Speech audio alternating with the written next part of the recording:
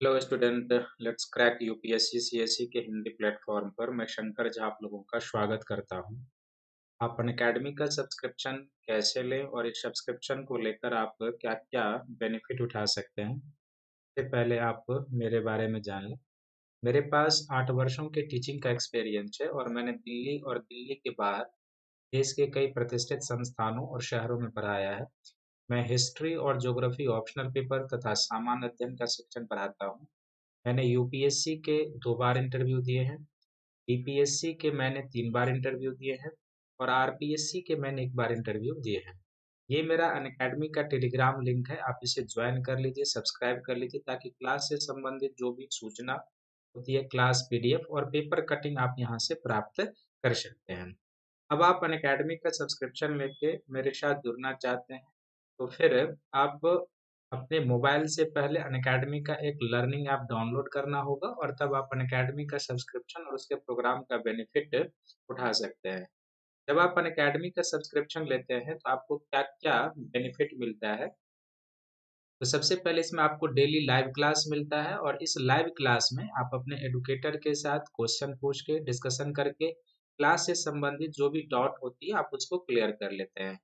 दूसरा आपको live test और क्विज मिलता है और इस लाइव टेस्ट और क्विज में आपको पीटी का और मेंस का मिलता है और टेस्ट की समाप्ति के बाद आपको एक विश्लेषणात्मक सेशन दिया जाता है जिसमें आपको यह बताया जाता है कि आप पीटी के प्रश्न को कैसे हल करें और फिर आप मुख्य परीक्षा में प्रश्न को कैसे लिखें, यानी उसकी प्रश्न की भूमिका को कैसे लिखें, प्रश्न के मुख्य भाग को कैसे लिखें और फिर प्रश्न में निष्कर्ष कैसे लिखें, ये सब चीजें आपको बताई जाती है। तीसरा आपको इसमें एक स्ट्रक्चर कोर्स की प्राप्ति होती है, अर्थात एक निर्धारित समय में आपका पीटी और मेंस का जो यूपीएससी का सिलेबस है वो कवर करा दिया जाता है। और चौथा आप अनलिमिटेड एक्सेस को प्राप्त करते हैं, अर्थात आप भीड़ का हिस्सा नहीं बनते, देश के सबसे लार्जेस्ट ऑनलाइन एजुकेशन प्लेटफॉर्म से जुड़ जाते हैं, देश के टॉप एडुकेटर से मार्गदर्शन लेने का अवसर प्राप्त करते हैं और साथ ही अनअकैडमी के द्वारा यूपीएससी के लिए चलाए गए मोर देन 15,000 से अधिक प्रकार के कोर्सेज जो पीटी एग्जाम से संबंधित है, जो मेंस के जीएस एग्जाम से संबंधित है, जो ऑप्शनल पेपर से संबंधित है, जो एस्से लेखन से संबंधित है और जो इंटरव्यू गाइडलाइन प्रोग्राम से संबंधित है, इस सब का आप बेनिफिट उठाते हैं। अर्थात अनअकैडमी के एक सब्सक्रिप्शन से आप मल्टी बेनिफिट को प्राप्त करते हैं। अनअकैडमी के द्वारा लगभग यूपीएससी में शामिल सभी ऑप्शनल सब्जेक्ट की शुरुआत की गई है। इसमें मैं जैसे पहले बताया कि ज्योग्राफी और हिस्ट्री टीच करता हूं, तो आप कोई भी पेपर का सब्सक्रिप्शन ले सकते हैं, परंतु ज्योग्राफी और हिस्ट्री का सब्सक्रिप्शन लेकर आप मेरे साथ प्लस कोर्स में जुड़ सकते हैं। अनअकैडमी का जीएस का 2 प्रकार का सब्सक्रिप्शन है, एक प्लस कोर्स का सब्सक्रिप्शन है और दूसरा आइकॉनिक सब्सक्रिप्शन है। तो प्लस कोर्स के 12 मंथ का जो सब्सक्रिप्शन फीस है ये 49,500 रुपया है, लेकिन यदि आप मेरा रेफरल कोड शंकर वाईटी प्रयोग करेंगे तो आपको 10% का डिस्काउंट मिलेगा और तब 12 मंथ का जो सब्सक्रिप्शन है आपको प्लस कोर्स का वो 44,550 में मिल जाएगा। यदि आप 24 मंथ का प्लस कोर्स का सब्सक्रिप्शन लेना चाहते हैं तो इसका फीस 72,000 है और यहाँ भी यदि आप मेरा रेफरल कोड शंकर वाईटी प्रयोग करेंगे तो आपको 10% का डिस्काउंट और तब 24 मंथ का जो प्लस कोर्स का सब्सक्रिप्शन है ये 64,800 में आपको प्राप्त हो जाएगा। इसी प्रकार जो आइकॉनिक सब्सक्रिप्शन है तो 12 मंथ के आइकॉनिक सब्सक्रिप्शन का जो फीस है ये 69,500 रुपया है, लेकिन यदि आप मेरा रेफरल कोड शंकर वाईटी प्रयोग करते हैं तो आपको इंस्टेंट 10% डिस्काउंट मिल जाएगा। तब 12 मंथ का आइकॉनिक सब्सक्रिप्शन आप 62,550 में प्राप्त कर सकते हैं। आइकॉनिक सब्सक्रिप्शन में आप प्राप्त क्या क्या करते हैं, इसमें आपको डेली लाइव क्लास है, टेस्ट सीरीज मिलता है, अनलिमिटेड प्रैक्टिस मिलता है, स्ट्रक्चर शेड्यूल्ड मिलता है, फिर पर्सनल कोच मिलता है, daily mains question answer writing, study planner और पर्सनल फीडबैक के आधार पर आपकी तैयारी। इसमें जो पर्सनल कोच और daily mains question answer practice कराया जाता है ये सबसे उपयोगी है आपके लिए, क्योंकि जब आप यूपीएससी की तैयारी करते हैं तो एक प्रॉपर मार्गदर्शक आपके लिए होना चाहिए जो आपको समय समय पर गाइड करे, डेली गाइड करे और आपको सही दिशा में ले जाए। और फिर आप ऑप्शनल पेपर का भी अलग से सब्सक्रिप्शन ले सकते हैं, तो ऑप्शनल पेपर के 12 मंथ का जो सब्सक्रिप्शन फीस है ये 27,500 रुपया है और यदि आप मेरा रेफरल कोड शंकर वाईटी प्रयोग करते हैं तो आपको 10% का डिस्काउंट मिल जाएगा। तब आप 12 मंथ के ऑप्शनल पेपर का सब्सक्रिप्शन 24,750 रुपये में प्राप्त कर लेंगे। तो आप अनअकैडमी का 1 या 2 वर्षों का जीएस का प्लस कोर्स का या आइकॉनिक सब्सक्रिप्शन और फिर स्पेशल क्लास का भी जो आप ऑप्शनल पेपर का सब्सक्रिप्शन है वो लें और फिर प्लस कोर्स में आप मेरे साथ जुड़े, जिसमें मैं आपका सामान्य अध्ययन के सेक्शन में और ज्योग्राफी हिस्ट्री जैसे ऑप्शनल पेपर में मार्गदर्शन दूंगा। तो आज का जो टॉपिक है, सिंध पर अरब आक्रमण। और ये जो अरब आक्रमण की प्रक्रिया है, मूल रूप से जिसके बारे में हम लोग पढ़ेंगे वो मोहम्मद बिन कासिम का आक्रमण जो 712 ईस्वी में हुआ था। तो इससे पहले जो मध्यकालीन भारत की शुरुआत में मैंने बताया था जो पहला टॉपिक, तो मुझे याद होगा कि उसमें हम लोगों ने इस्लाम के उदय और इस्लाम के प्रचार के बारे में पढ़ा था। वो आपको स्मरण में होगा, और यदि वो आपको स्मरण में होगा, कुछ टेक्निकल वर्ड शब्द जैसे खलीफा शब्द आया था, तो आपको ये समझने में आसानी होगी। तो मध्यकालीन भारत के मूल रूप से पूर्व मध्यकाल का ये समय कहेंगे, जैसे कि मैंने पहले भी बताया था लेक्चर में, क्योंकि मूल रूप से मध्यकालीन भारत को हम लोग 1206 से लेके 1707 तक लेते हैं, और 750 से लेके जो 1206 ईस्वी तक के बीच का समय है इसको हम लोग पूर्व मध्यकाल कहते हैं। ये पूर्व मध्यकाल की स्थिति है, लेकिन चूंकि मध्यकालीन भारत का इतिहास जो है पूरा इस्लामिक इतिहास है, तो उसको बेहतर तरीके से समझने के लिए हमने पीछे से ही इसकी शुरुआत की है। तो आइए आपको हम ले चलते हैं अरब आक्रमण में, और सभी लोग कॉपी पेन लेके बैठेंगे, जैसे जैसे पॉइंट आएगा आप इसको नोट करते जाएंगे। बहुत ही महत्वपूर्ण टॉपिक है।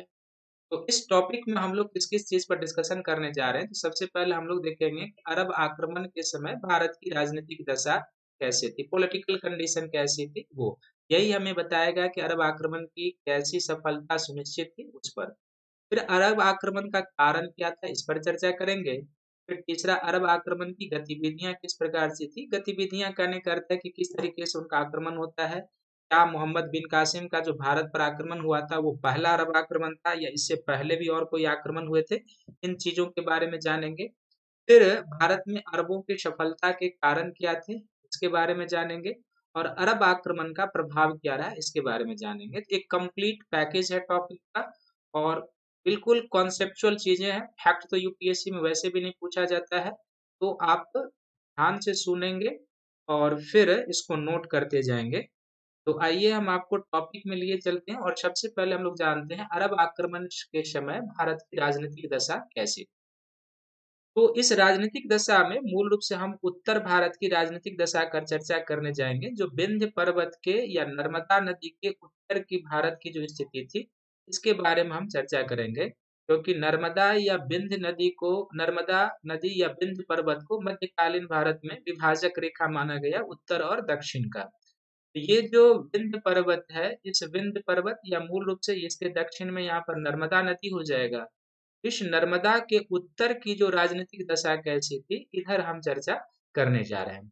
तो इस राजनीतिक जीवन की विशेषता को दो सेक्शन के सहारे समझेंगे कि एक विशेषता क्या थी और राजनीतिक दशा यानी कि कौन कौन से राज्य उत्तर भारत में थे वो। तो सबसे पहले आप देख लीजिए कि इसमें एक अफगानिस्तान का राज्य था, यानी कि सांस्कृतिक और ज्योग्राफिकली इस समय जो अफगानिस्तान था वो भारत का अंग था। दूसरा एक कश्मीर का राज्य था। तीसरा कन्नौज का राज्य। चौथा बंगाल का। और फिर पांचवा सिंध का राज्य था। अब इन राज्यों के लोकेशन को समझने के लिए थोड़ा सा हम मैप का सहयोग लेंगे, और मैप का जब सहयोग लेंगे तो इस एरिया को बढ़ाएंगे। यहाँ पर ये एरिया बेसिकली क्या हो जाएगा, पाकिस्तान का एरिया हो जाएगा, और यहाँ पर हम लोग इसको पाकिस्तान मान लेंगे, और यहाँ पर इसको हम लोग क्या मान लेंगे, इसको अफगानिस्तान मान लेंगे। तो यहाँ पर क्या था कि ये जो अफगानिस्तान का एरिया हो जाएगा, इसमें अफगानिस्तान का राज्य था, और अफगानिस्तान का जो राज्य था वो प्रॉपर हिंदू कुश के दक्षिण से लेकर और यहाँ पर बिल्कुल ये पाकिस्तान के मकरान प्रांत तक इसका क्षेत्र था अफगानिस्तान का राज्य का, और फिर कश्मीर तक इसकी सीमा बनती थी। काफी लंबा राज्य था अफगानिस्तान का। पहले ये एक ही राज्य था, लेकिन आगे चलकर ये राज्य दो भागों में बंट गया। एक जाबुल का राज्य बन जाता है, और दूसरा काबुल का राज्य बन जाता है। तो जाबुल के राज्य की जो सीमा थी वो अफगानिस्तान से लेके पाकिस्तान के मकरान तट तक था, और काबुल का जो राज्य था वो अफगानिस्तान कुछ पाकिस्तान कुछ ये एरिया मिला के काबुल का राज्य बना हुआ था। तो अफगानिस्तान मूल रूप से एक तरीके से समझेंगे कि भौगोलिक दृष्टिकोण से, सांस्कृतिक दृष्टिकोण से इस समय भारत का अंग है। यहाँ पर दो राज्य पहले तो अफगानिस्तान का ही राज्य था, लेकिन आगे चलकर यह दो भागों में बढ़ता है। एक जाबुल का राज्य कहलाता है। जाबुल का राज्य मकरान तट तक था, और काबुल का राज्य जो उत्तरी पाकिस्तान और अफगानिस्तान सब का एरिया हो गया, इन क्षेत्रों में अवस्थित था। तो ये हो गया। दूसरा इस समय क्या है कि जो वंश था वो कश्मीर था। तो कश्मीर में इस समय क्या है कि हम देखते हैं कि जिस समय आक्रमण होता है उस समय लालितादित्य का यहाँ पर शासन होता है। लालितादित्य का शासन होता है। कश्मीर का जो राज्य है वो लालितादित्य के अधीन था। और पश्चिम में पंजाब से लेकर आप मान लें कि यहाँ तक का जो बंगाल की सीमा तक का जो एरिया था, यहाँ पर एक कन्नौज यानी गुर्जर प्रतिहारों का राज्य था। ये जो था गुर्जर प्रतिहारों का राज्य था। तो गुर्जर प्रतिहार का राज्य पश्चिम में पंजाब से लेके फिर एनसीआर, यूपी और जो है सो बिल्कुल आधा बिहार तक का जो एरिया आप कर लेंगे, तो ये गुर्जर प्रतिहारों का उत्तर भारत का सबसे शक्तिशाली राजपूत राज्य इस समय गुर्जर प्रतिहार का था। और फिर ये बंगाल का एरिया हो जाएगा। तो इस समय बंगाल में पाल वंश का शासन था। यहाँ पर पाल वंशीय शासक होते थे। और फिर एक सिंध का राज था, जहां पर हम लोग जानेंगे, चर्चा करेंगे, जहां पर आक्रमण हुआ था। ये आज भी पाकिस्तान में सिंध क्षेत्र है और यहाँ पर क्या होता था, सिंध का राज्य होता था। तो ये जो उत्तर भारत की राजनीतिक परिदृश्य आपने देखी है मोहम्मद बिन कासिम के समय, तो एक अफगानिस्तान का राज्य कहाँ था ये ध्यान में रखना है। दूसरा कश्मीर का राज्य कौन शासक, तो जिस वर्ष आक्रमण होता है उस वर्ष से लेके आगे तक लालितादित्य मुक्तापीड का शासन। फिर दूसरा कन्नौज यानी गुर्जर प्रतिहारों का शासन का एरिया है, जो बंगाल से लेके पंजाब तक के क्षेत्रों में था, सर्वश्रेष्ठ उत्तर भारत के राज्य। फिर बंगाल में इस समय हम लोग पालवंशीय शासक को देखते हैं। और फिर सिंध का शासन जो पाकिस्तान के निचले सिंध क्षेत्र में था, ये सिंध का शासन का एरिया हो जाएगा। अब ये जो राज्य थे मोहम्मद बिन कासिम के समय, तो इसकी जो राजनीतिक जीवन की विशेषता हो जाएगी उत्तर भारत की, सबसे पहली विशेषता ये कॉन्सेप्चुअल एरिया है। तो ये याद रखेंगे, इस समय उत्तर भारत में विकेंद्रीकरण की प्रवृत्ति थी। विकेंद्रीकरण की प्रवृत्ति थी। और विकेंद्रीकरण की प्रवृत्ति का अर्थ है कि केंद्रीय कोई सत्ता नहीं। हर्षवर्धन की मृत्यु के बाद उत्तर भारत में जो विकेंद्रीकरण का दौर चलता है, वो एक तरीके से कहेंगे जब तुर्कों की सत्ता स्थापित होती है तभी बड़े पैमाने पर केंद्रीकरण आता है। तो हर्षवर्धन से लेके और आप 1206 तक एक विकेंद्रीकरण की प्रवृत्ति देखने को हमें मिलती है। तो विकेंद्रीकरण की प्रवृत्ति है पहली बात। दूसरा इस राजनीतिक जीवन की विशेषता है कि उत्तर भारत में छोटे छोटे राज्यों की उपस्थिति है। दूसरी क्या विशेषता है, तो छोटे छोटे राज्यों की उपस्थिति है। इसमें कुछ बड़े राज्य भी हैं जैसे गुर्जर प्रतिहार जैसे जो राजपूत शासक थे, और कुछ छोटे छोटे राज्य भी। तीसरा इन राज्यों की क्या विशेषता है कि जो भी उत्तर भारतीय राज्य थे सभी राज्य आपस में संघर्षरत है। सभी राज्य आपस में संघर्षरत थे, अर्थात अपने क्षेत्र के विस्तार के लिए लगभग सभी राज्य आपस में संघर्षरत थे। तीसरा चौथा इस समय की विशेषता क्या थी कि सामाजिक और राजनीतिक जीवन में सामंतवाद का प्रभाव था। सामंतवादी व्यवस्था थी। तो सामंतवादी व्यवस्था क्या है, ये तो पहले भी चर्चा हुई है और आगे भी मैं बताऊंगा। सामंती व्यवस्था प्रचलन में था, ये ध्यान में रखेंगे। और फिर पश्चिमोत्तर सीमा प्रांत जिधर से भारत का आक्रमण होता था, पहले भी मौर्यों के पतन के बाद हुए थे, तो पश्चिमोत्तर सीमा प्रांत की उपेक्षा थी। कोई शासक इस पर ध्यान नहीं दे रहा था कि पश्चिमोत्तर में क्या घटित हो रही है, पश्चिमोत्तर सीमा प्रांत की ओर क्या घटित हो रही है, इधर की ओर कोई ध्यान नहीं दे रहा। तो विकेंद्रीकरण की प्रवृत्ति थी, यानी कि एक मजबूत राजनीतिक सत्ता की उपस्थिति नहीं दिखाई देती है हर्षवर्धन की मृत्यु के बाद।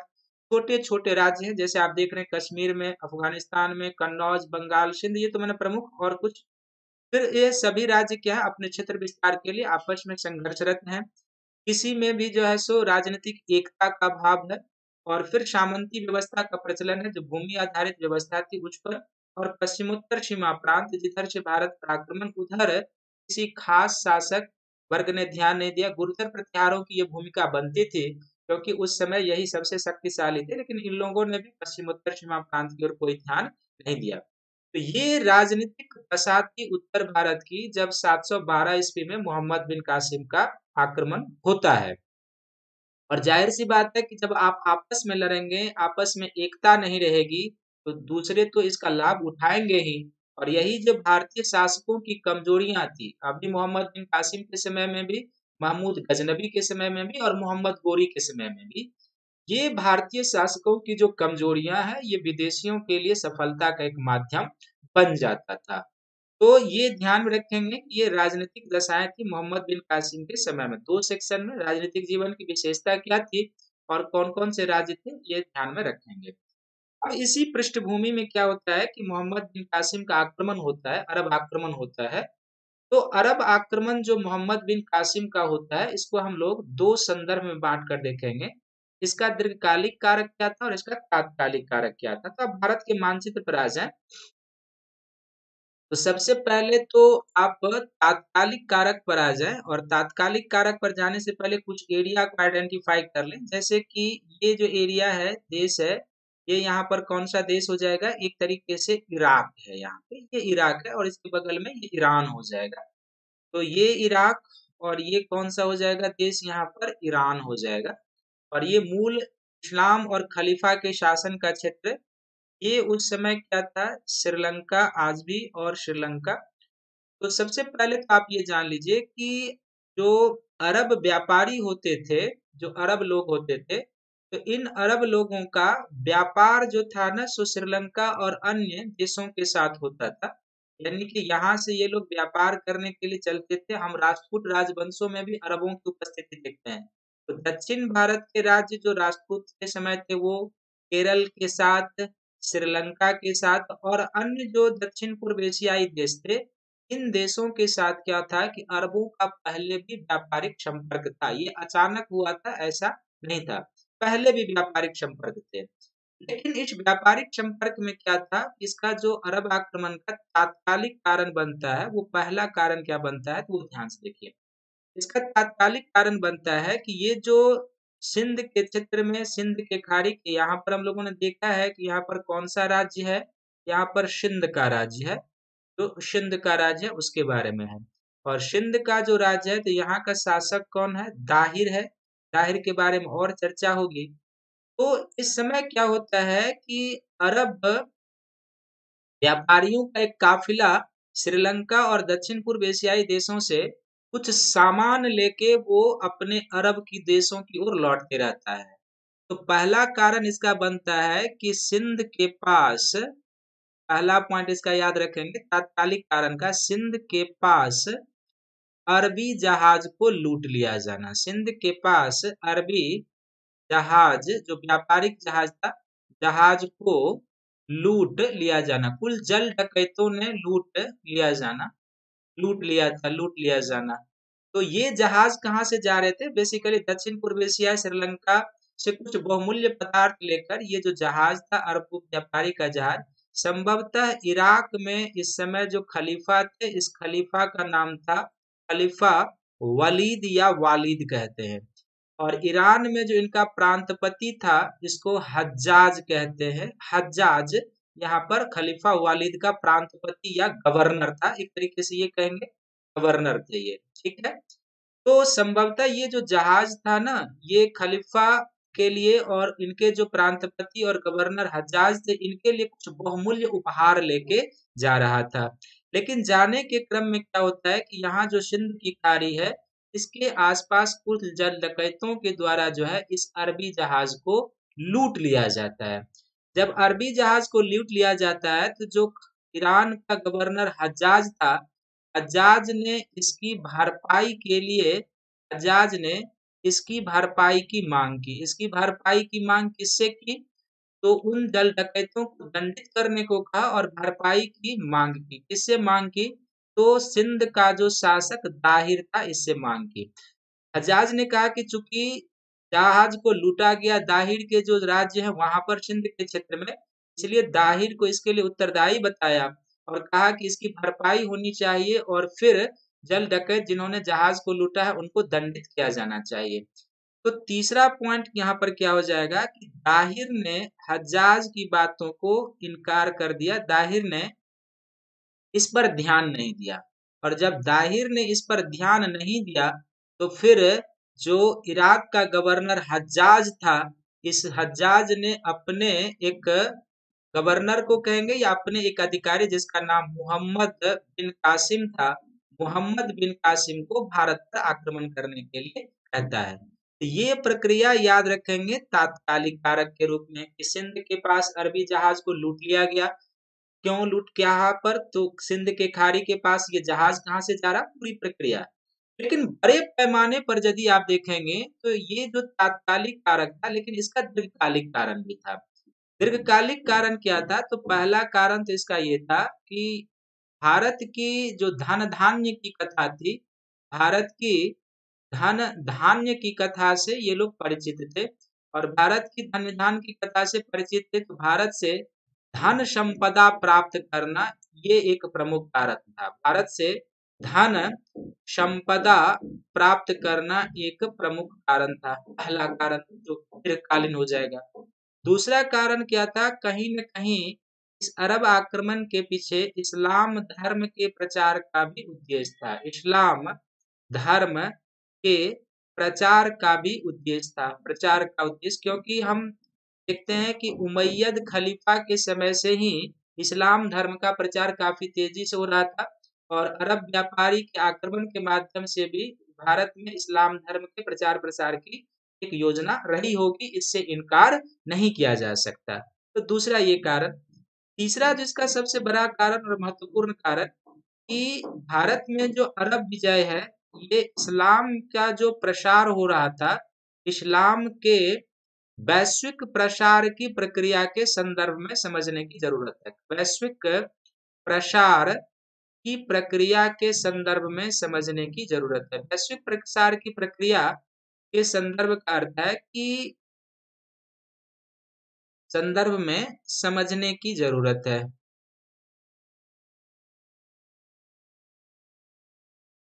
इसका अर्थ ये निकलता है कि इस समय ये 712 ईस्वी का समय है, यानी कि 8वीं सदी का समय हो जाएगा। तो जाहिर सी बात है कि इस समय उमैयद खलीफा का शासन काल था, और उमैयद खलीफा के शासन काल में इस्लाम का चारों तरफ प्रसार हो रहा था। उत्तर की ओर भी इस्लाम का प्रचार हो रहा था, पूर्व की ओर भी हो रहा था, अफ्रीका की ओर हो रहा था, पश्चिम की ओर हो रहा था। यानी कि इराक को जो इस्लाम का और सीरिया जो प्रमुख केंद्र था, वहां से चारों की ओर इस तरफ इस्लाम का प्रचार हो रहा था, उनके प्रांतपति उनके गवर्नरों के द्वारा किया जा रहा था। इसी क्रम में भारत की ओर भी इस्लाम का प्रचार होता है। इसलिए इस्लाम के भारत में यानी अरब के भारत आक्रमण की प्रक्रिया को आपको एक विश्वव्यापी प्रक्रिया का अंग भी समझना है कि जिस तरीके से अफ्रीका महाद्वीप की ओर हो रहा था, जिस तरीके से उत्तर में मध्य एशिया की ओर हो रहा था, जिस तरीके से मंगोलिया की ओर हो रहा था, चीन की ओर हो रहा था, जिस तरीके से पूर्व की ओर पश्चिम की ओर हो रहा था, उसी एक प्रक्रिया के अंग के तहत भारत की ओर भी अरब आक्रमण हुए और उसका प्रसार हुआ था। तो ये तीन इसके दीर्घकालिक कारण हो जाएंगे कि भारत के धन धान्य की कथा से परिचित और धन संपदा की प्राप्ति इस्लाम धर्म के प्रचार प्रसार का उद्देश्य भी रहा होगा, इससे इनकार नहीं किया जा सकता, और इस्लाम के वैश्विक प्रचार की प्रक्रिया के रूप में समझने का। ये तीन दीर्घकालिक और तात्कालिक कारक के रूप में जो हमने आपको प्रोसेस बताया है, इसको याद रखेंगे। तो इन्हीं दीर्घकालिक और तात्कालिक प्रक्रिया के पृष्ठभूमि के रूप में भारत पर अरब आक्रमण को समझने की जरूरत है। अब ये जो अरब आक्रमण होता है, तो अरब आक्रमण की प्रक्रिया कैसे कैसे होती है, ये हमें ध्यान से समझने की जरूरत है। तो इस अरब आक्रमण के प्रक्रिया को हम लोग दो तरीके से समझेंगे। वो तरीके से क्या समझेंगे? एक समझेंगे मोहम्मद बिन कासिम के समय का आक्रमण जब हुआ था, मोहम्मद बिन कासिम का आक्रमण, एक ये। और दूसरा कि क्या मोहम्मद बिन कासिम से पहले भी आक्रमण हुए थे या नहीं? तो कासिम से पहले की प्रक्रिया, कासिम से पहले की प्रक्रिया।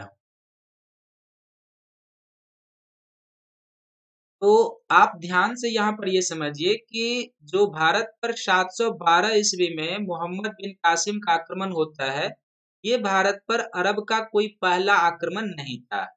इससे पहले भी भारत पर अरब आक्रमण हुए थे, लेकिन इससे पहले जो आक्रमण हुए थे उनको कोई व्यापक सफलता नहीं मिली थी। बल्कि इस मैप को थोड़ा सा आगे बढ़ा के देख लेंगे तो जाहिर सी बात है कि ये यहाँ पर जो एरिया हो जाएगा, ये पाकिस्तान का जो है ना आज का मकरान तट है, और उस समय भी ये क्या कहलाता था, मकरान तट कहलाता था। इससे लगा हुआ अभी आपने देखा है कि यहाँ पर ईरान, और यहीं के गवर्नर हज्जाज ने भेजा था मोहम्मद बिन कासिम को, और ईरान से लगा हुआ है यहाँ पर इराक। यहाँ पर इराक, जहाँ पर खलीफा कौन थे, तो खलीफा वलीद थे जिस समय आक्रमण हुआ था। तो इससे पहले भी आक्रमण हुए थे समुद्र तटवर्ती भागों में, मकरान तट पर आक्रमण हुआ था, इससे आगे भी हुआ था, लेकिन इसमें कोई व्यापक सफलता इनको नहीं मिली थी। इवन कि कब का कुछ तो ऐसा भी वर्णन है कि इन लोगों ने मुंबई तक भी आक्रमण करने का प्रयास किया था, लेकिन इनको सफलता नहीं मिली थी।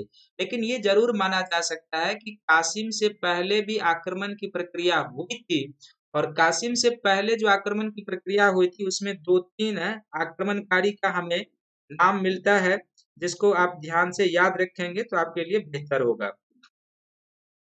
कासिम से जो पहले आक्रमण की प्रक्रिया हुई थी, सबसे पहले जैसे मैंने कहा कि एक 636 ईस्वी में थाने के पास आक्रमण हुआ था। 636 ईस्वी में थाने के पास आक्रमण हुआ था, परंतु यह असफल रहा था।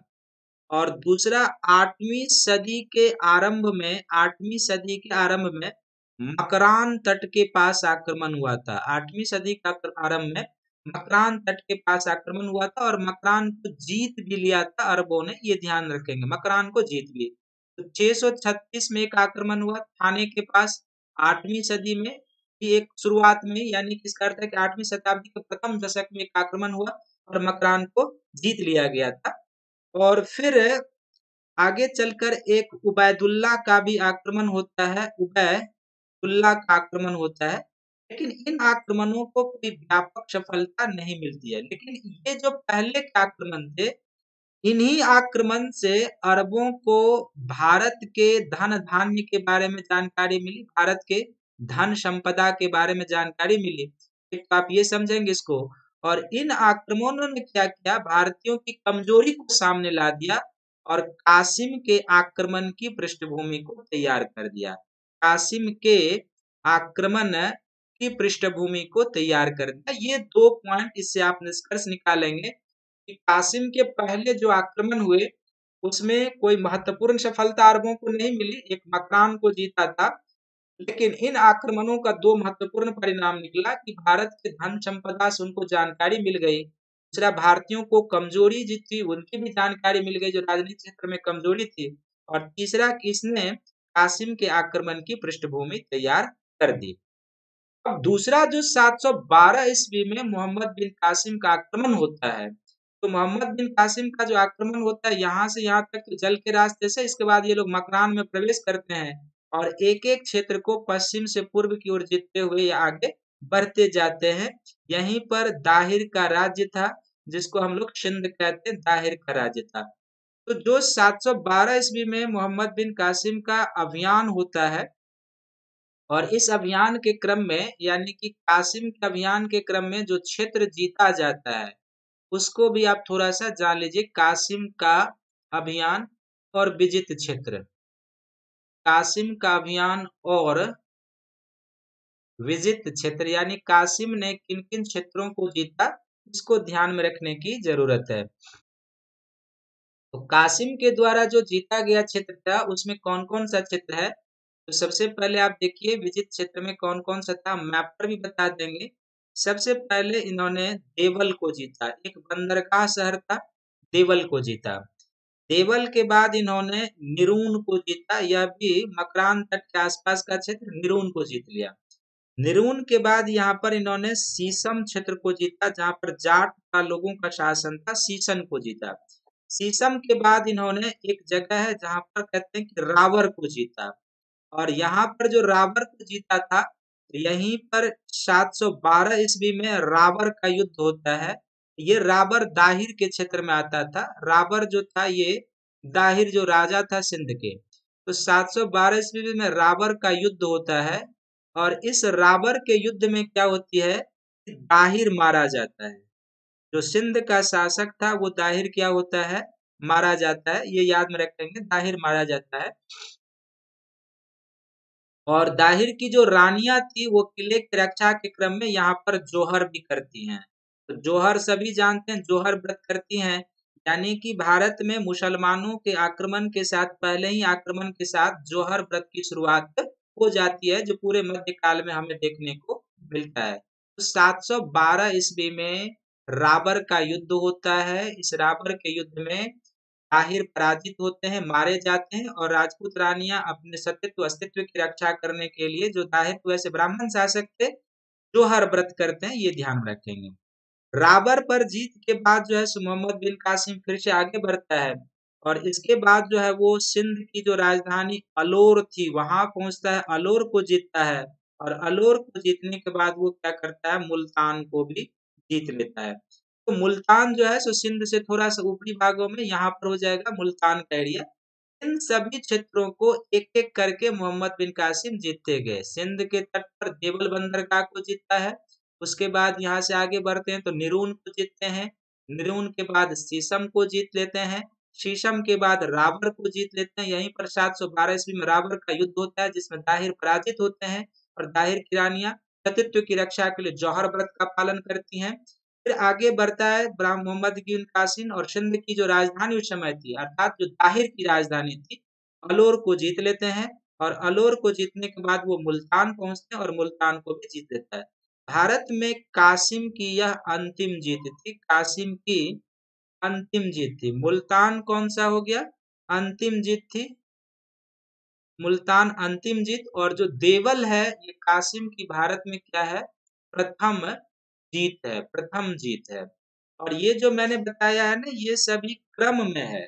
तो कभी ये सभी क्रम में है, तो क्रम में सजाने के लिए कभी कभी पीटी एग्जाम में आ जाता है, तो क्रम में सजाने के लिए आप इसको याद रखेंगे कि सबसे पहले देवल जीता, देन आफ्टर निरून जीता, देन आफ्टर शीशम, फिर रावर, फिर अलोर, और फिर मुल्तान का क्षेत्र जीत लिया।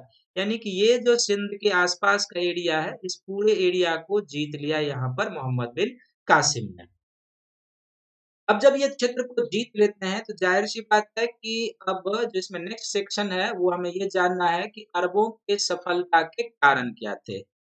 तो कुछ तो आपको जो मैंने पहले बताया था कि अरब आक्रमण के समय भारत की स्थिति क्या थी, इनसे आप इन चीजों को समझ सकते हैं कि राजनीतिक दशा की जो विशेषता वाला पॉइंट बताया है उससे आप निकाल सकते हैं। लेकिन अरबों की सफलता को हम लोग दो सेक्शन में बांट कर देखेंगे, तो एक कंक्रीट निष्कर्ष निकलकर सामने आ जाएगा। कंक्रीट निष्कर्ष निकलकर सामने क्या आएगा, तो दाहिर यहाँ के शासक थे, तो जाहिर सी बात है कि पहला सेक्शन तो इसका यही होगा कि दाहिर की कुछ कमजोरी थी, और दाहिर की जो कमजोरी थी वह भारत में कासिम के जीत का कारण बनता है। तो ताहिर की क्या क्या कमजोरियां थी वो देखेंगे, और जो अरब आक्रमण हुआ था तो कासिम की क्या मजबूत पक्ष थे, कासिम का मजबूत पक्ष यानी कि मोहम्मद बिन कासिम का क्या मजबूत पक्ष था, ये हमें जानने की जरूरत है। और जब हम दोनों जान लेंगे तो फिर हम समझ जाएंगे कि अरबों की सफलता के कारण क्या थे। तो सबसे पहले आप आ जाएंगे पहला पॉइंट कि दाहिर की कमजोरी। सबसे पहला यह था कि दाहिर एक योग्य सेना नायक नहीं था, योग्य सेना नायक नहीं था। जैसे कि दाहिर एक योग्य सेना नायक नहीं था, एक कुशल योद्धा प्रवृत्ति का नहीं था, जो एक होना चाहिए शासक को कि अपने सेना का फ्रंट लाइन पर जाकर लीड करे, वो योग्यता दाहिर में नहीं थी। तो दाहिर एक योग्य सेना नायक नहीं था। दूसरा क्या था कि दाहिर एक योग्य संगठनकर्ता भी नहीं था, यानी कि अपने सैनिकों को, अपने अधिकारियों को संगठित करके वह युद्ध के लिए तैयार करता, वह भी दाहिर में गुण नहीं था। दूसरा, तीसरा इसकी कमजोरी क्या थी दाहिर की, तो दाहिर जो था ना, एक तरीके से आप कहेंगे कि योग्य कूटनीतिज्ञ भी नहीं था। युद्ध में जीत के लिए कूटनीति आनी चाहिए, तो कूटनीतिज्ञ भी नहीं था दाहिर। कूटनीतिज्ञ इस रूप में कि दाहिर का यह कोशिश होना चाहिए था कि जब भारत पर अरबों का आक्रमण हुआ तो उत्तर भारत के राजाओं को मिलाकर एक संघ का निर्माण करते, और संघ का निर्माण करने के बाद वो अरबों को रोकने का प्रयास करते। कम से कम अपने सीमा के साथ जो लगे हुए भारतीय राज्य थे जैसे ये कश्मीर के शासक के साथ बात करके अपने को मिला सकते थे, जैसे कि काबुल और जाबुल का जो राज्य था उससे बात कर सकते थे, गुर्जर प्रतिहारों से बात कर सकते थे, तो एक संघ बना सकते थे। इस पर जाहिर ने ध्यान नहीं दिया, तो एक कूटनीतिक योग्य भी नहीं थे। और जाहिर सी बात है कि यदि आप शासक है, न तो आप में सेनानायक का गुण है, न आप में संगठनकर्ता का गुण है, न आप में कूटनीतिज्ञ गुण है, तो फिर यदि कोई बाहरी आक्रमण करेगा तो आपकी पराजय तो सुनिश्चित ही है। तीसरा, चौथा इसका कारण यह था कि दाहिर जो था अपने राज्य का योग्य वास्तविक जो था उत्तराधिकारी भी नहीं था। दाहिर अपने राज्य का वास्तविक उत्तराधिकारी भी नहीं था, वास्तविक उत्तराधिकारी नहीं था। और जब वास्तविक उत्तराधिकारी नहीं था, किस रूप में नहीं था, तो आप ध्यान से देखिए। दाहिर के जो चच थे, दाहिर सिंध के विजय की जो जानकारी हमें मिलती है वो एक पुस्तक है जिसका नाम है चचनामा। तो चचनामा में यह वर्णित है, जैसे कि मैं आपको भी बता रहा हूं।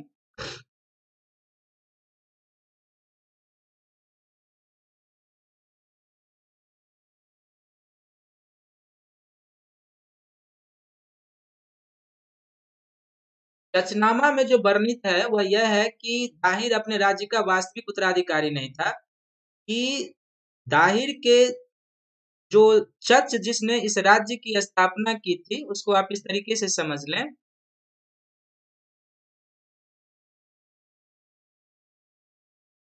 तो दाहिर के पिता का नाम था चच।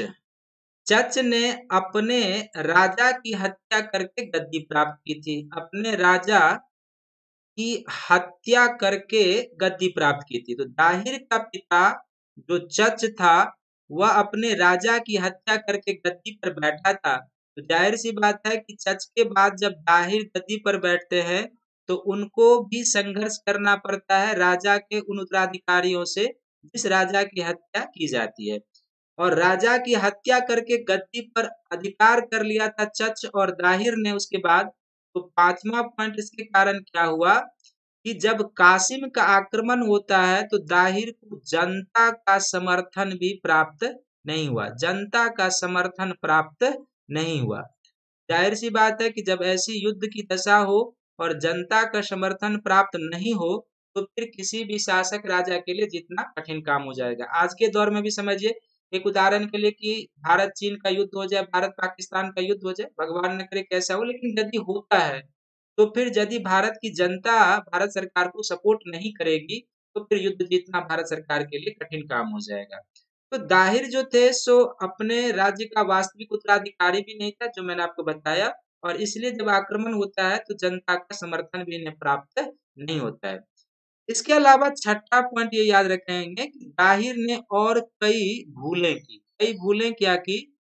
तो जाहिर सी बात है कि जब मोहम्मद बिन कासिम का आक्रमण हुआ, तो जब सीमावर्ती क्षेत्र पर आक्रमण हुआ था उसी समय इनको इनका काउंटर करना चाहिए था। ताहिर इंतजार करते रह गए कि मोहम्मद बिन कासिम आगे बढ़ते गए और ताहिर इंतजार करते रह गए कि आगे बढ़ेगा तब करेंगे। तब तक तो ताहिर के कई सारे क्षेत्रों को मोहम्मद बिन कासिम ने जीत लिया था। तो एक रणनीतिक तौर पर कहेंगे कि ताहिर को फ्रंट मोर्चे पर ही जाके जब वो मकरान को जीता और देवल बंदरगाह को जीता, उसी समय जाकर क्या करना चाहिए था कि कासिम को रोकने का प्रयास करना चाहिए था। लेकिन जब कासिम बहुत अंतर आ गए, इनके राज्य के क्षेत्र में आ गए, इनके राज्य को क्षेत्र को जीत लिया, तब इन्होंने प्रतिकार करना शुरू किया था। तब तक काफी देर हो चुका था, बहुत सारे क्षेत्रों पर मोहम्मद बिन कासिम कब्जा कर चुका था। तो इन 6 पॉइंट को आप याद रखेंगे दाहिर और भारतीय शासकों की कमजोरी के क्रम में। और जैसे मैंने पहले ही बताया कि पश्चिमोत्तर सीमा प्रांत जिधर से आक्रमण हो रहा था, तो पश्चिमोत्तर सीमा प्रांत की सुरक्षा की जिम्मेदारी बिल्कुल सीमावर्ती शासकों की होती है जो सीमावर्ती क्षेत्र में रहते हैं, लेकिन उधर भी किसी ने कोई ध्यान नहीं दिया। तो जाहिर सी बात है कि ऐसी दशा में यदि कोई विदेशी आक्रांता होगा तो उसकी सफलता सुनिश्चित हो जाएगी। तो ये दाहिर की कमजोरी थी, इसने अरब आक्रमण को सफलता दिलाया। अब कासिम का क्या मजबूत पक्ष था? तो कासिम ठीक इसके विपरीत क्या था कि एक तो वह क्या था कि कासिम योग्य सेना नायक था। ठीक दाहिर के अपोजिट योग्य सेना नायक भी था। तो सेना नायक था, इसका क्या गुण होता आप जानते ही है। दूसरा, कासिम एक योग्य संगठनकर्ता भी निकला। संगठनकर्ता कहने का क्या अर्थ है कि अपने सैनिकों पर उनका प्रभाव रहा और अपने सैनिकों को एक कह सकते हैं कि एक परिधि में रख करके उन्होंने युद्ध करने के लिए उन्हें प्रेरित किया। संगठनकर्ता। तीसरा, योग्य कूटनीतिज्ञ भी था। योग्य कूटनीतिज्ञ इस रूप में था कि दाहिर ने देखा कि भारत पर विजित करने के लिए स्थानीय लोगों का समर्थन आवश्यक है। तो उसने क्या किया कि युद्ध में जीतने के बाद भी कई सारे शासक को राज्य वापस देने के नाम पर स्थानीय जनता का समर्थन प्राप्त किया और कई सारे भारतीय शासकों से ताहिर को पराजित करने के गूढ़ रहस्य भी प्राप्त कर लिए। तो भारतीय शासकों से ही दाहिर को पराजित करने की रणनीति कासिम ने जीत निकाली। इसका अर्थ है कि वह एक योग्य कूटनीतिज्ञ था। कई जगह पर उन्होंने भारतीय राजाओं का भी समर्थन प्राप्त कर लिया। जैसे जाटों ने दाहिर का समर्थन करने का, जब जाट पराजित हुए, शीशम के जाट जो पीछे बताया है, उन्होंने कासिम का समर्थन प्राप्त कर लिया।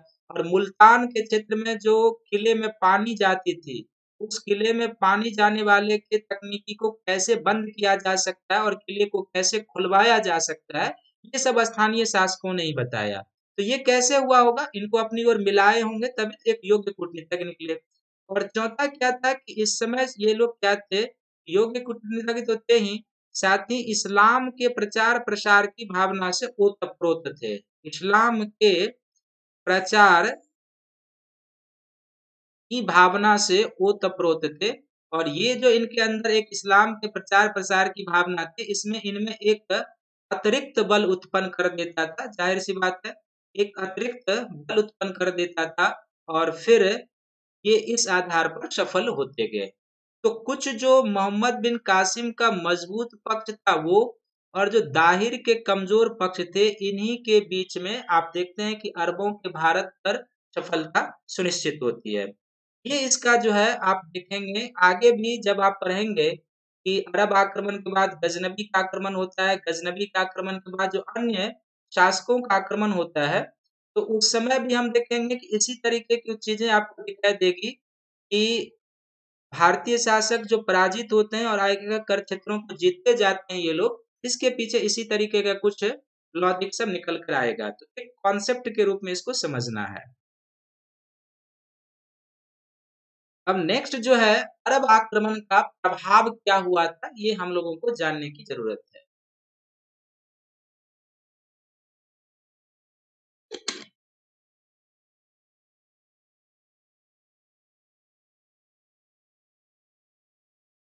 तो अरब आक्रमण के प्रभाव को हम लोग 5 सेक्शन के सारे समझेंगे कि अरब आक्रमण का राजनीतिक जीवन पर क्या प्रभाव पड़ा, दूसरा आर्थिक जीवन पर क्या प्रभाव पड़ा, तीसरा सामाजिक जीवन, चौथा सांस्कृतिक जीवन और पांचवा प्रशासनिक व्यवस्था पर क्या प्रभाव पड़ा। तो राजनीतिक जीवन पर आप देखेंगे कि सबसे पहला पॉइंट ये याद रखेंगे कि राजनीतिक जीवन पर, खासकर उत्तर भारत के राजनीतिक जीवन पर कुछ खास प्रभाव तो नहीं पड़ा। उत्तर भारत के राजनीतिक जीवन पर, क्योंकि इनका शासन दीर्घकालीन भी नहीं रह पाया था, कुछ समय के बाद मोहम्मद बिन कासिम को वापस बुला लिया जाता है, क्योंकि उमैयद वंश की सत्ता का पतन होता है, अब्बासिद आते हैं और अब्बासिद वंश का जो होता है, जो इराक ईरान के गवर्नर हज्जाज होते हैं और उनके संबंधियों से बनता नहीं है। तो फिर अरब के आक्रमण को, जो मोहम्मद बिन कासिम का आक्रमण हुआ था, उसको वापस से बुला लिया जाता है। तो दीर्घकालीन नहीं रहा था।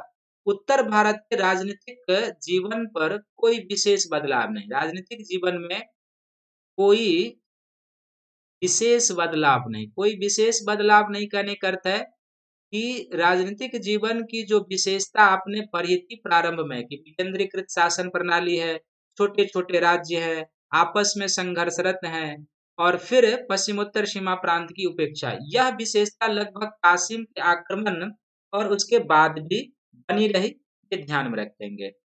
दूसरा जो इस समय कुछ परिवर्तन होता है राजनीतिक तौर पर कि कासिम के आक्रमण से यहाँ पर क्या होता है, कुछ नए राज्य स्थापित होते हैं, कुछ नए राज्य संगठित होते हैं, कुछ नए राज्य संगठित होते हैं।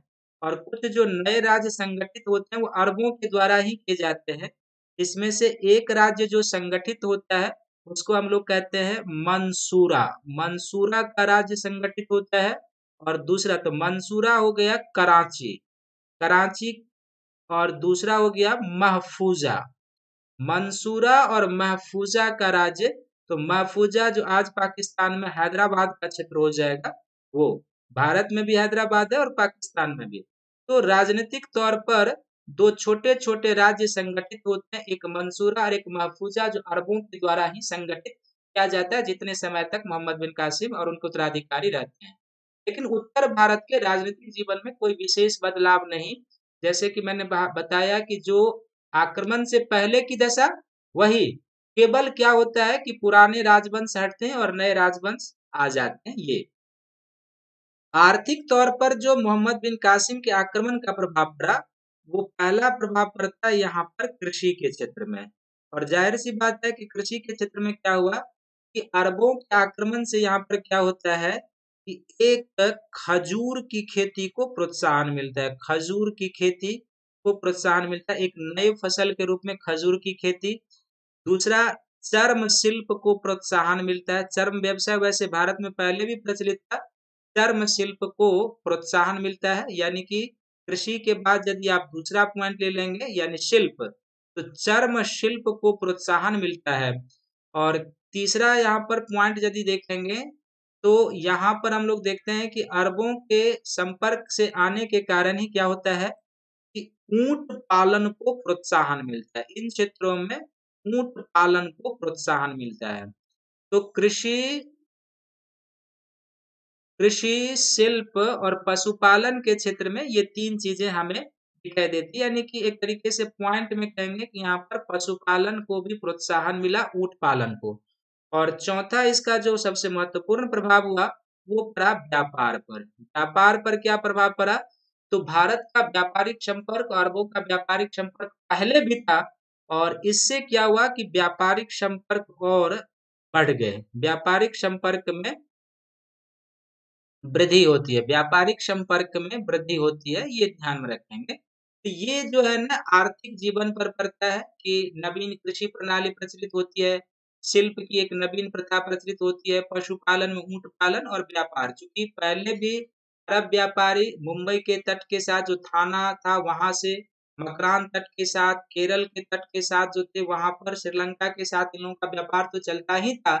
लेकिन इसके क्रम में चूंकि अरबों का शासन काफी लंबा रहा उस समय, तो जाहिर सी बात है कि अरबों के शासन जितने भी दिन रहे उसमें अरब व्यापारी आते थे सिंध, और सिंध से फिर यहाँ से सामान लेकर जाते थे। तो इस आदान प्रदान के क्रम में व्यापारिक संपर्क अधिक मजबूत होता गया, ये ध्यान में रखेंगे।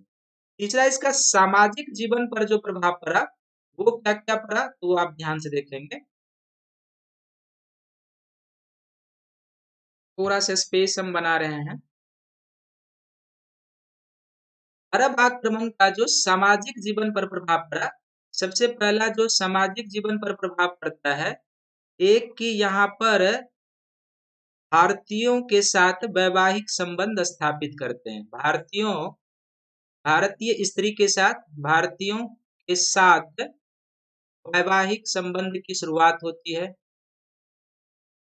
वैवाहिक संबंध स्थापित करते हैं, पहला।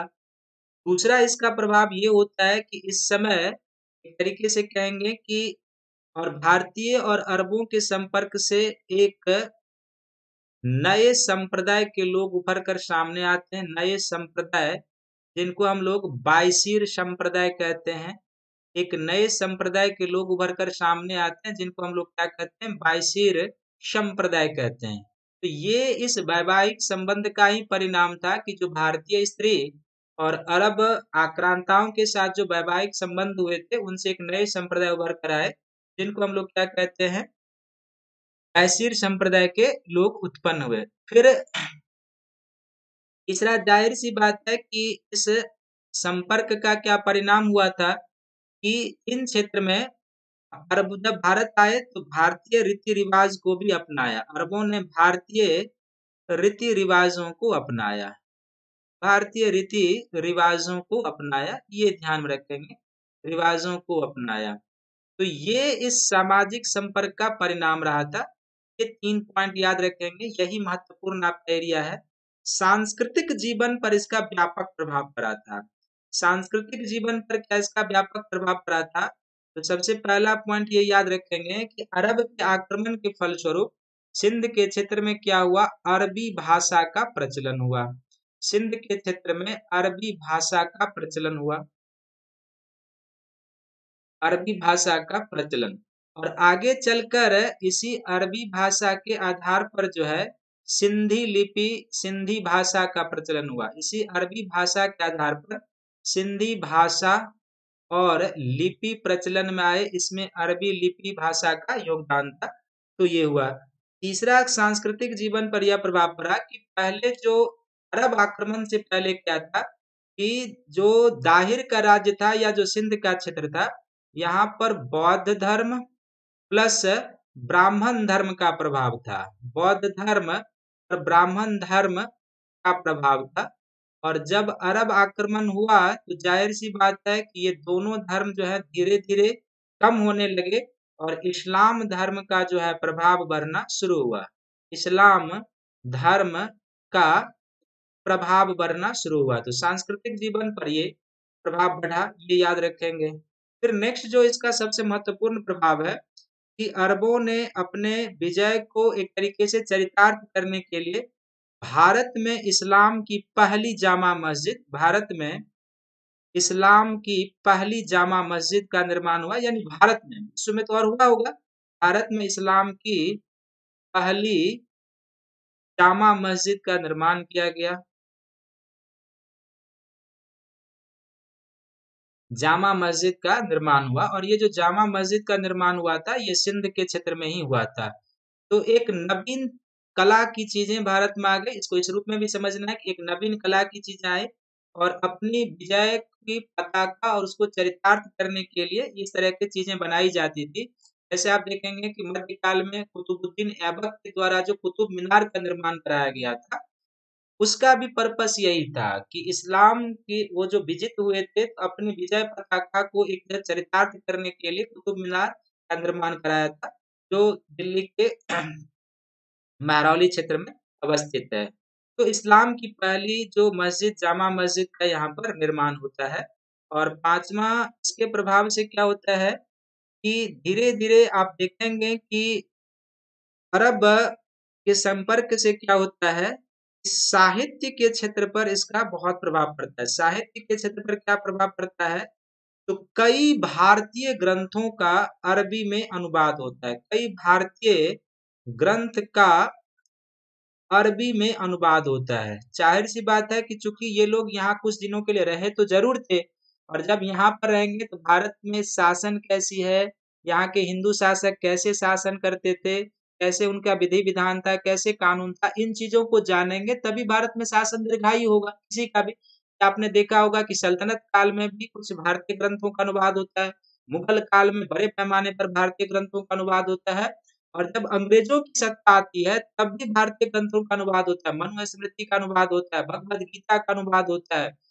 सबके अनुवाद के पीछे यही लॉजिक था और है कि इनके माध्यम से भारतीय विधि विधान को जानना चाहते थे कि भारत में शासन किस तरीके से राजा करते थे, कैसे जनता को नियंत्रण में रखते थे, कैसे जनता के लिए काम करते थे। तो अरबों ने भी ये काम किया था, कई भारतीय ग्रंथ का अरबी अनुवाद।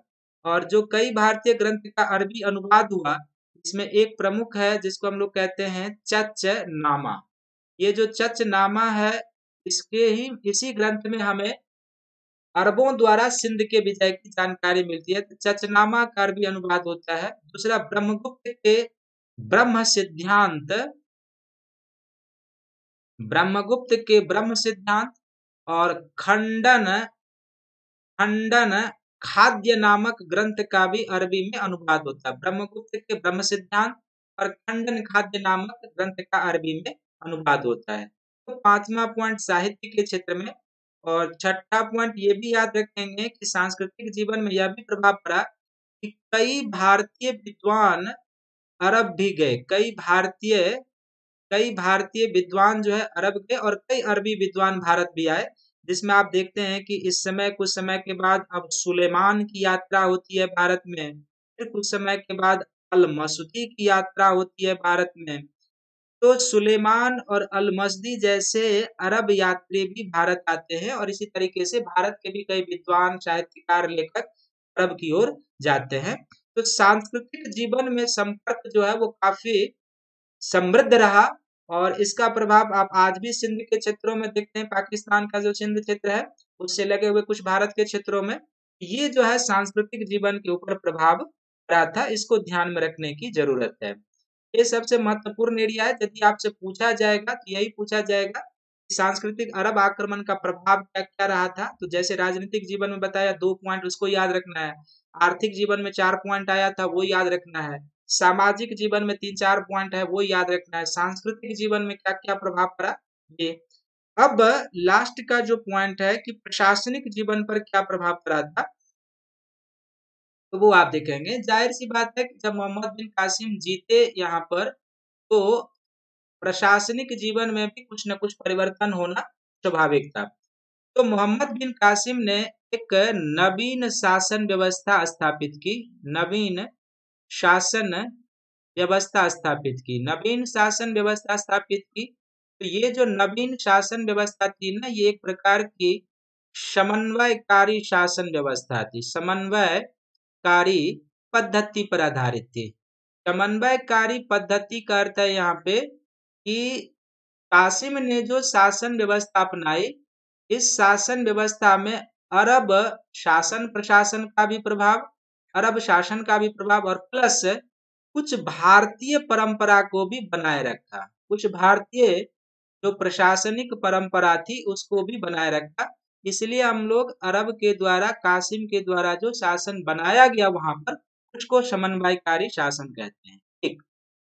दूसरा जो अरब शासन यहाँ पर स्थापित हुआ था तो इनके जो नियंत्रण के तरीके थे, नियंत्रण के तरीके जैसे पॉइंट बता रहा हूँ वैसे ही लिखेंगे और आपके लिए जिसका ऑप्शनल पेपर होगा उसका तो समझो कि एक बहुत बड़ा टॉपिक क्लियर हो गया और इस तरीके से किताब में कहीं मिलेगा भी नहीं, एकदम बिल्का कहते हैं छिलका छुड़ा के उस तरीके से मैंने आपको बता दिया है। तो अरबों ने नियंत्रण के 2 तरीके अपनाए, एक प्रत्यक्ष नियंत्रण का तरीका अपनाया और दूसरा इन्होंने अप्रत्यक्ष नियंत्रण का भी तरीका अपनाया। अप्रत्यक्ष नियंत्रण का, अप्रत्यक्ष नियंत्रण का तरीका, प्रत्यक्ष नियंत्रण का तरीका कहाँ पर अपनाया? उस समय के हिसाब से जो शहरी क्षेत्र थे वहां पर प्रत्यक्ष नियंत्रण का तरीका अपनाया और जो ग्रामीण क्षेत्र थे वहां पर अप्रत्यक्ष नियंत्रण का तरीका अपनाया। तो जाहिर सी बात है ग्रामीण क्षेत्र में अप्रत्यक्ष नियंत्रण का तरीका अपनाने के कई सारे कारण रहेंगे। एक तो अरबों की जनसंख्या उस समय बहुत कम थी तो उनको उतने पास प्रशासनिक अधिकारी थे नहीं। फिर दूसरा, शहरी क्षेत्र से ग्रामीण क्षेत्र में नियंत्रण स्थापित करने के लिए संपर्क सुविधाएं होनी चाहिए, तो उतनी बेहतर संपर्क सुविधा भी तो नहीं रही होगी। और ग्रामीण क्षेत्र में भारतीय मुखिया और जो भी ये लोग होते थे अपनी जब पकड़ मजबूत बनाए रखते थे तो उन्हीं के माध्यम से उन्होंने यहाँ पर शासन पर नियंत्रण स्थापित किया और शहरी क्षेत्र अपने प्रत्यक्ष शासन के अंतर्गत ले आए। तो इस तरीके से 2 तरीके से इन्होंने यहाँ पर एक नियंत्रण के तरीके अपनाए। तीसरा यहाँ पर जो है कि अरब आक्रमण से नवीन कर प्रणाली की शुरुआत होती है, नवीन कर प्रणाली। जाहिर सी बात है कि जब यहाँ पर शासन करेंगे, कुछ दिन रहेंगे तो राज्य को खर्च जो होगी वो बाहर से तो आएगा नहीं, अरब से तो लाएंगे नहीं। तो राज्य की खर्च के लिए, सैनिकों के लिए और अन्य जो कार्य होता है उसके लिए यहाँ पर हम लोग नवीन कर प्रणाली को देखते हैं। तो जो नवीन कर प्रणाली होती है ना, यहाँ पर हम पहली बार खराज कर का प्रचलन देखते हैं। खराज कर, तो खराज कर जो होता था ना ये एक प्रकार का भूमि कर था जो किसानों से लिया जाता था, भूमि कर। और ये संभवतः उपज का 1/3 से लेके 2/5 तक होता था खराज, भूमि कर।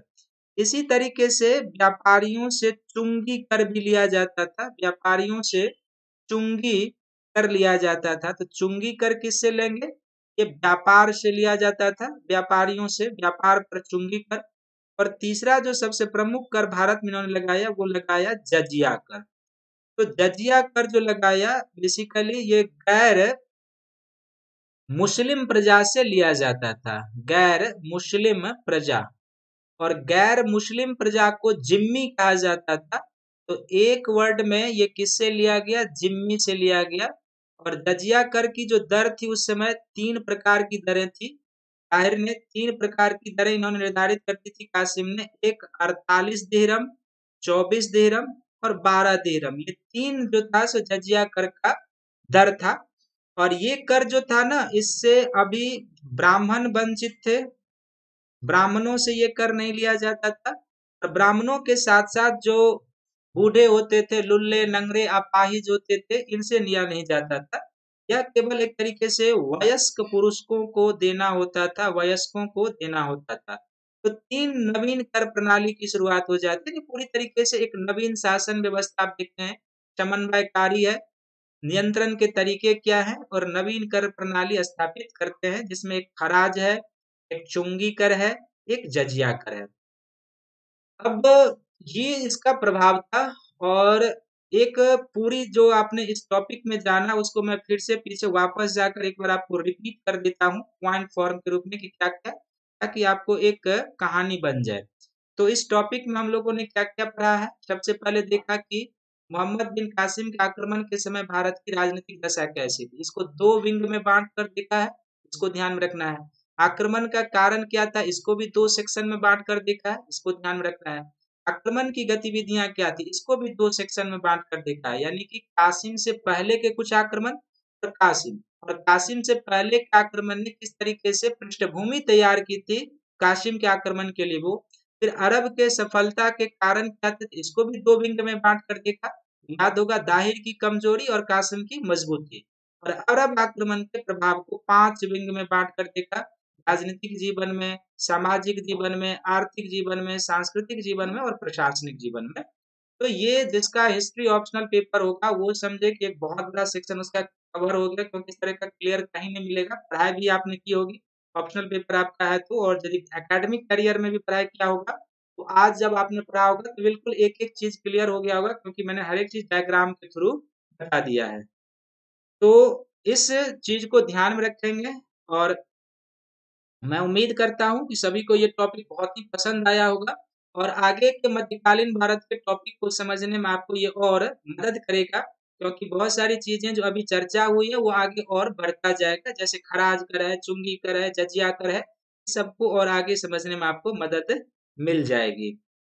तो इसको सभी लोग देखेंगे, और आपके इसके संबंध में जो भी क्वेरी रह गई होगी, जो आपको लगा होगा कि नहीं समझ में आया, तो जब हम लाइव सेशन में आएंगे तो एक दिन हम आपके लाइव सेशन में रिकॉर्डेड वीडियो संबंधित जो आपका प्रश्न रहेगा उसी को ले लेंगे, और फिर हम लाइव सेशन को आगे बढ़ाएंगे।